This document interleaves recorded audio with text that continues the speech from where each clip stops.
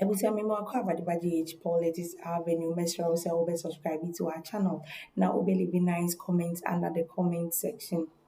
Ebusia mama yembo Ryan Seminimo Eyakweku Ajiman Menu na oye former Minister of Health ene ne ho aka insinsemu a year Parliament is going to investigate about the document also ewo COVID-19 time nkofo we efa kwati kwan bi so efa ɔman ne sika no yehu akyire de besi nnɛ ɛyɛ COVID ne baeɛ no yɛn na yɛnim sɛ it brought darkness in our country a ɛyɛ ɛma nneɛma bebree ɛkɔɔ so a ɛyɛ minister yi ɛfa akwati kwan bi so ɛkɔtua sika bi ma supplier sɛ nka ɔnsupply ɔman yi with the vaccine na ɛkɔ wiase papa wei ɛndi akyire amma vaccine na amba na ɛkɔ wiase ɛkɔyɛ back and forth between ɔne ne supplier na amma besi nnɛ sika no sɛ yɛnim sɛ ɔgyeeɛ anaasɛ wangye sɛ sika yi wɔtua mpo sɛ wɔantua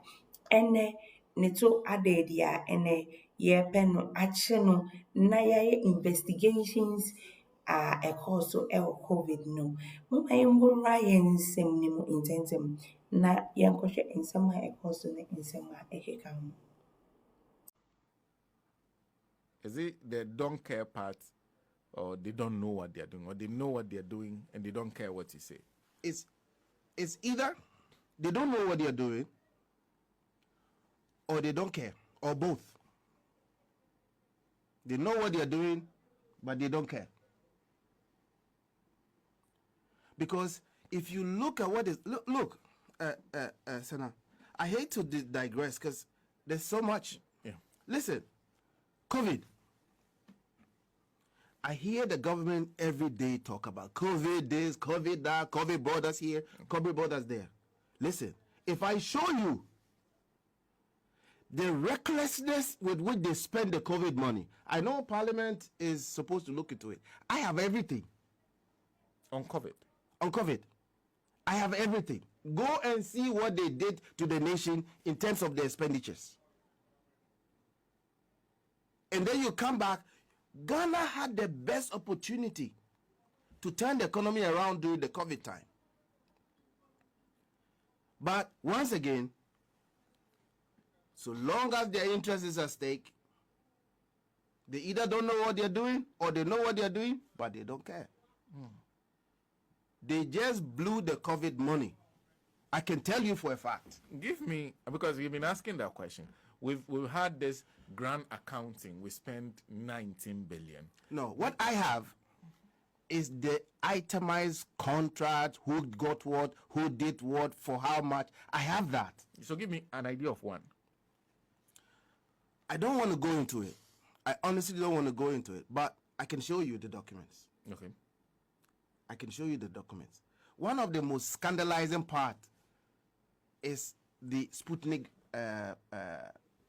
the V vaccine, Sputnik V vaccine. Yeah, vaccine. They paid money. It was not supplied. Now they had to find a way to get the money back. You see the letters from front and back between the Ministry of Finance and the Ministry of Health.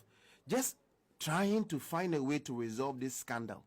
This is a government that your people are dying. So you probably take the best decision ever, isn't it? Yeah.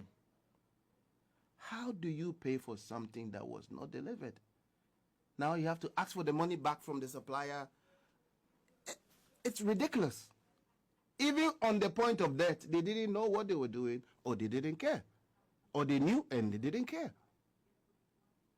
Their response. Okay. Let me go through their response, because they've issued a response to what they've received. And it says, former Ghana Airports Company board chairman Paul Addo has filed an application at the High Court seeking to quash a directive by the Office of the Special Prosecutor ordering him to declare his property and income. His lawyers, led by former Attorney General Godfred Dame, argue that the directive issued on 4th August 2025 is unlawful, violates the Office of Special Prosecutor Act and its regulations, and could constitute an abuse of power.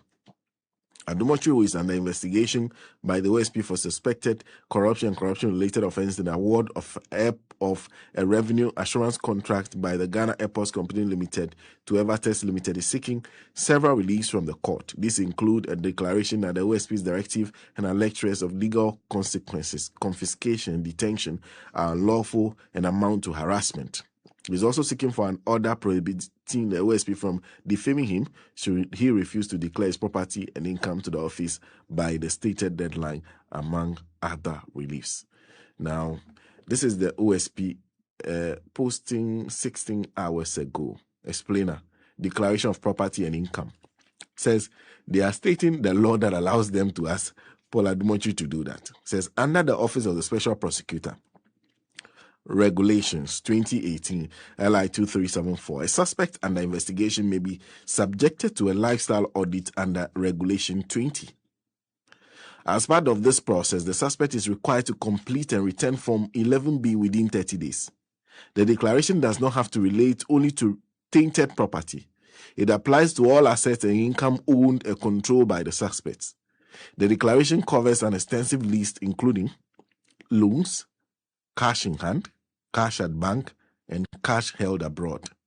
Money held by spouse, partner, girlfriend, or boyfriend. SM, are you listening? So they can give you that form, you fill the form. So the things that will cover, if you take a loan, if you take quick loan, you have to declare cash in hand. How much money do you have currently? So if we search you right now, how much we go get from you? If you go to your house and and check your house, how much money we go find for that? That's cash in hand. Okay. That's money that is easily available to you that you can just pick and use. Then cash at the bank. And cash you are holding abroad. SM doesn't have an account abroad. Money held by spouse, partner, girlfriend, or boyfriend. Properties expected to be received and properties disposed of or sold within the last 5 years. This declaration is an investigation tool that empowers the OSP to compel a suspect to disclose all property and income during the course of an investigation. The law provides that failure to comply with this directive constitutes an offense. Moreover, any property or income not declared but later discovered by the OSP to belong to the suspect is liable to automatic forfeiture to the state. I guess this is what Adumochi is avoiding. So if the guy gives you the form and you leave out the property, that belongs to you, and the OSP later finds out. Say what they are. The OSP will, it means that the state will take over the property, becomes the property of the state. So you have to be careful. It is important to note that this requirement is different from the asset declaration submitted to the audit office, which is sealed and kept on file. It is also distinct from the process of freezing or seizing assets, which requires prior court authorization. Once the freezing order is confirmed by the court, the special prosecutor may apply for an order to compel the suspect to make further disclosures. So the OSP is saying, I am under my law, I can make the request I'm making of Paul Adumochi. Simple matter. He hasn't argued anything, but he's just educating all of us on the law. Why? Which law gives him the power to make those demands he's making from Paul Adumochi? That is one aspect of the OSP's matter. We also understand he's invited the DVLA boss. Hey, my good friend, Nikwe. Mr. Julius Nikwe, aka Coach. Apparently, my good friend went to sit in an interview and said that he was trying to roll out a particular policy or program. Yeah. And it's a number plate, vehicle registration plate policy. Okay. So some people heard about it and decided to bribe him. They offered him a bribe of 4 million. Okay. So they said the OSP has called him. Come, tell me who offered you the bribe. Be careful what you say now. So so he needs better and further particulars. So he's been invited by the Office of Special Prosecutor. Oh, I see. You see, if you Google something, it's must what? Like, thank you.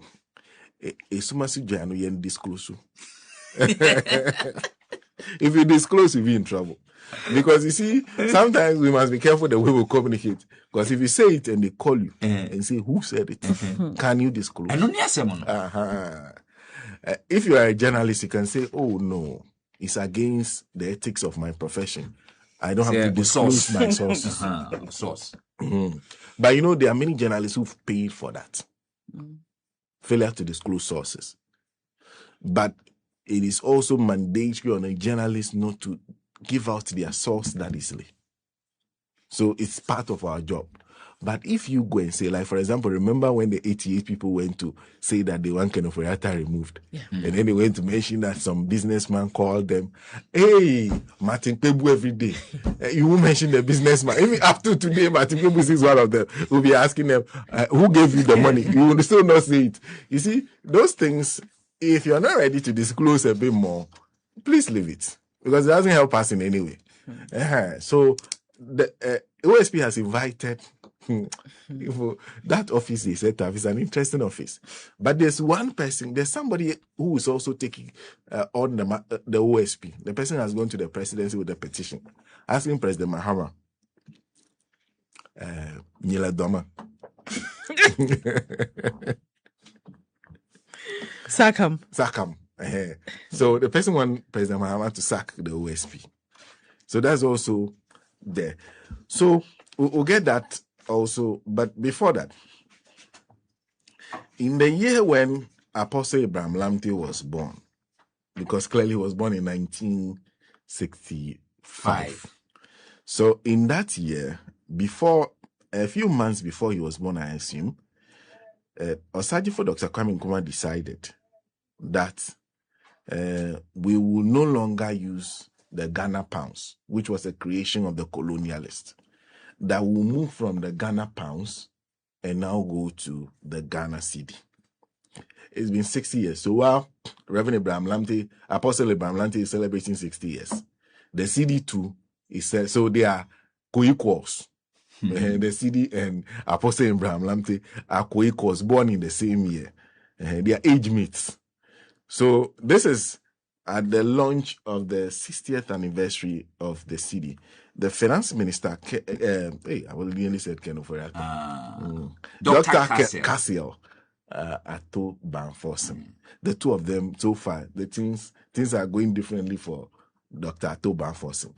So this is him speaking at the launch of the anniversary of the cedi. Very brief speech he delivered. It is my distinct honor to join you today as we mark 60 years of the Ghana cedi. The Ghana cedi represents the pride of our nation and our heritage. Since 1965, the cedi has not just been a store of value, but as an integral part of our heritage. Indeed, from the days of our first republic, throughout our history, and to the 33 years of our uninterrupted democracy, the cedi remains resilient. It has been our medium of exchange, facilitating trade, transactions, and connecting our people. For 60 years, through cycles of inflation, devaluation, redenomination, and recovery, the cedi remains the symbol of our national sovereignty. It has indeed endured. It has evolved and remains the only legal tender of our dear republic. Madam Vice President, distinguished ladies and gentlemen, this anniversary marks a new dawn for the Ghana cedi. The theme for the cedi, 60 years of the cedi, the symbol of our sovereignty, stability, and economic resilience, could not have been more apt. This theme underscores the need for all of us to have faith in our dear currency, the Ghana cedi. As managers of the economy, we have remained steadfast in our duty to ensure a strong cedi and a very stable currency. Our commitment to fiscal discipline has contributed to the strengthening of the Ghana cedi. We want to use this opportunity to commit that the government of Ghana remain committed, and we shall stay the course to ensure that the Ghana cedi remains stable and gains, as we have seen, are being maintained. As citizens, we have a role to play. And let me repeat this. As citizens, we also have a role to play. We must maintain the sanctity of the city as a legal tender by preserving it with dignity and protecting it jealously. We must all be vanguard, and we have to ensure that we are all vanguard by ensuring that the city's value is maintained. We must be eschewing the act that seeks to undermine the value of the currency, particularly the pricing of goods and services in foreign currency, the US dollar. Let me use this opportunity to once again stress that as Ghanaians, the Ghana cedi remains the only legal tender. The US dollar is not our currency. The cedi is our only currency.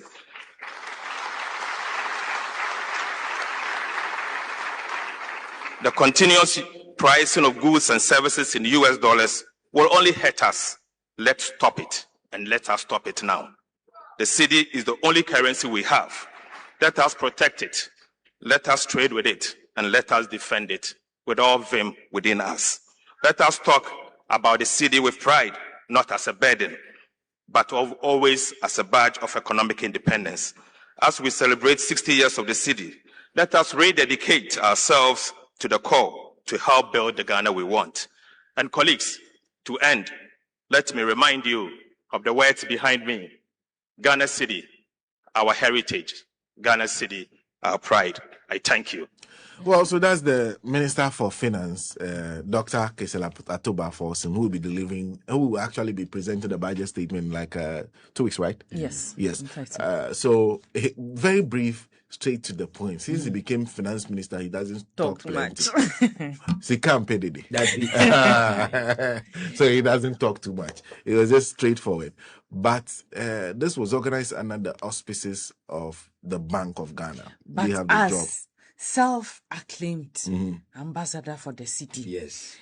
Ghana cedi remains our only legal tender. The US dollar is not our currency. Thank you very much. You see, they haven't recruited you for the job. You are done. If they don't pay you, I am doing the job. You have to prove that you can do the job. Do you get? You are over-proving.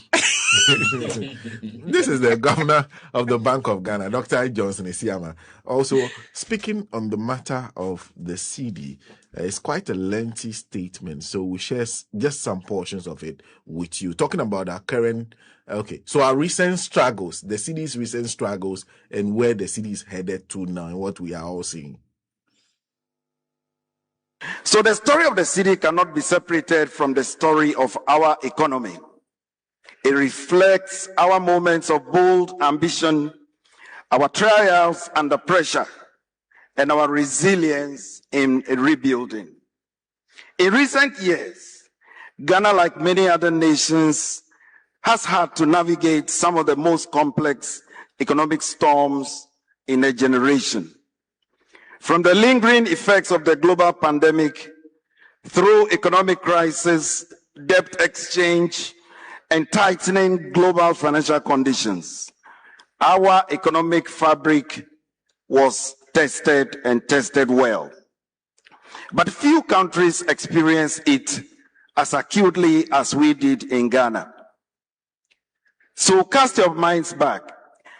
In November 2022, the cedi depreciated by over 50%, becoming the world's worst performing currency according to Bloomberg. And headline inflation spiraled to over 54%, and food inflation soared to an alarming 59.7% year on year. This was as of December 2022. This distorted household budgets, it shrank incomes, and fed public anxiety across the country. So these were not just numbers, as I'm giving, they were experiences that we lived, we felt.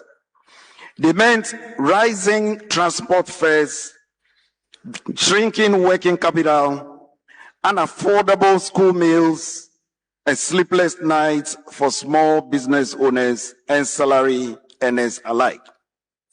But they were not the end of our story. Under the leadership of His Excellency John Dramani Mahama and Her Excellency the Vice President. And through coordinated, difficult, but necessary policy actions, I'm happy to say that Ghana has turned a decisive corner.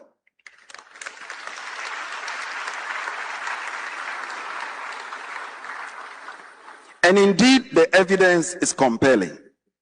Headline inflation is now at 9.4%. Ebusiamida was say oje bro MIA wo GH Politics Avenue minim say ye besan so ehia na se ehia na de nsem a etwebu o manmu a emu ehwama emu edu nkwa na ebesom mo ye de back to back bebremo na ye de bremo so ye besra wo say obe ma wo notification bell no switch it ewo screen is send a anytime a video be able pay up no with immediate effect also ubenya be ashe yada masi bebre ye besan so asia